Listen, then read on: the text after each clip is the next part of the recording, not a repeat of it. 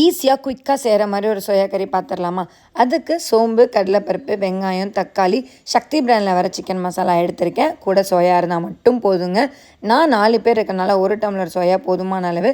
அதை நல்லா தண்ணியில் 2 வாட்டி கழுவி எடுத்து சுடு தண்ணியை வச்சு ஊற வச்சாச்சு ஒரு 5 நிமிஷம்.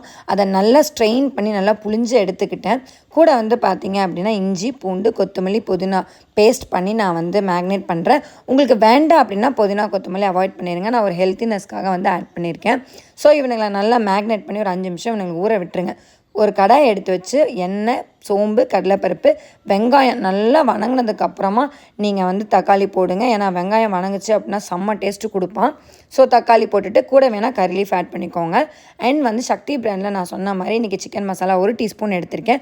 உங்களுக்கு காரம் வேணும்னா நீங்கள் 2 டீஸ்பூன் எடுத்துக்கலாம். பாப்பாக்காக நான் 1 டீஸ்பூன் கூட மேக்னேட் பண்ணி வச்சுருக்கேன். இவங்களை போட்டுட்டு இந்த பக்கம் ஒரு திருப்பு, அந்த பக்கம் ஒரு திருப்பி ஒரு மூடி வச்சு சிம்மில் வச்சுருங்க. அவ்வளோதாங்க. கொத்தமல்லி நல்லா மேலே தூவி இறக்கி விட்டு சாப்பிட்டு பார்த்தீங்கன்னா அவ்வளோ டேஸ்ட்டாக இருக்கும்.